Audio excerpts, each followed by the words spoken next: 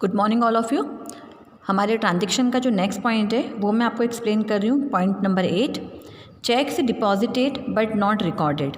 देखिए, कभी कभी होता है ना कि हम कोई चेक तो डिपॉजिट कर देते हैं बैंक में, लेकिन बैंक ने अभी तक उसको रिकॉर्ड नहीं किया है। तो क्या होगा, आपने जब किसी चेक को डिपॉजिट करा तो आप उसको क्या कर देते हो, आपकी कैश बुक को कम कर देते हो। जैसे मुझे कोई चेक को डिपॉजिट करना था, किसी को पेमेंट करना था, तो मैंने उस चेक को तो डिपॉजिट कर दिया, मैंने अपनी कैश बुक को तो कम कर दिया, लेकिन पासबुक में अभी तक उसकी रिकॉर्डिंग नहीं हुई है। तो पासबुक अभी भी क्या करेगी, बढ़े हुए बैलेंस को ही शो करेगी।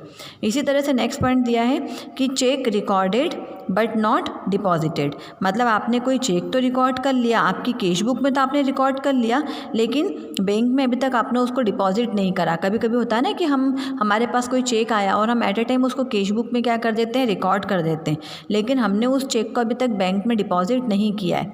तो क्या होगा, जैसे आपने रिकॉर्ड करा आपकी कैश बुक बढ़ जाएगी, लेकिन आपने अभी तक उस चेक को बैंक में डिपॉजिट नहीं किया है, इसलिए आपकी पासबुक कम बैलेंस को ही शो करेगी। नेक्स्ट पॉइंट आपको दिया है, payment side of cash book was ₹1000 short. देखिए, ये चीज़ मैं आपको एक्सप्लेन करना चाहूँगी इसके थ्रू।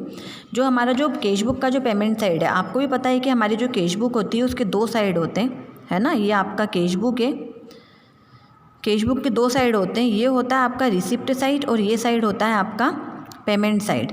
यहाँ पे इन्होंने आपको बोला है कि payment side of cash book was ₹1000 short. मतलब यहाँ पे इन्होंने केवल एक अमाउंट को एज्यूम करा है ना। आप 1000 नहीं, इसके जगह आपको और कोई भी अमाउंट दी जा सकती है क्वेश्चन में। तो यहाँ पर क्या बता रहे हैं ये कि आपकी जो कैश बुक का जो पेमेंट साइड है, मतलब ये जो साइड है, ये 1000 रुपीज़ से कम टेली हुआ है। मतलब ये जो पेमेंट साइड में आप 1000 रुपीज़ से आपने इसमें कम लिखा है, तो कम लिखा है मतलब 1000 रुपीज़ इधर क्या हो गया होगा, ज़्यादा हो गया होगा। सीधी सी बात है, अगर इधर 1000 रुपीज़ कम है तो कैश बुक आपकी 1000 रुपीज़ से क्या हो गई होगी, बढ़ गई होगी। सिंपल सा क्वेश्चन है ना। देखिए, अगर आपकी कैश बुक पेमेंट साइड में 1000 रुपीज़ से कम टैली हुई है, तो इसका मतलब क्या है कि आपकी कैश बुक 1000 रुपीज़ से डेबिट साइड में इंक्रीज़ हो गई होगी। तो देखिए, इसका इफेक्ट यही दिया है कि अगर आपको इस टाइप की कोई ट्रांजेक्शन दे के रखते हैं क्वेश्चन में, तो इसका मतलब क्या होता है कि आपकी कैश बुक इंक्रीज़ हो गई होगी और आपकी पासबुक डिक्रीज़। ओके, क्योंकि आपने कैश बुक में तो उसको बढ़ा दिया, लेकिन पासबुक में अभी तक उसकी एंट्री नहीं हुई है। तो आपकी कैश बुक बढ़ेगी और जस्ट अपोजिट पासबुक क्या हो जाएगी, कम हो जाएगी। ओके, इसी तरह से आपको कुछ नेक्स्ट पॉइंट दिए हुए हैं, वो भी मैं बता रही हूँ आपको। देखिए, यहाँ पे दिया है receipt side of cash book undercast कास्ट बाय ₹1000। देखिए, ये जो आपका जो रिसिप्ट साइड है कैश बुक का, है ना, ये जो हमारा रिसिप्ट साइड जो होता है कैश बुक का, ये इन्होंने बोला है अंडर कास्ट होना। अंडर कास्ट होने का मतलब होता है कम टोटल लगना। ओके, मतलब आपने जो टोटल लगाया वो कम लगाया, माइनस में गया।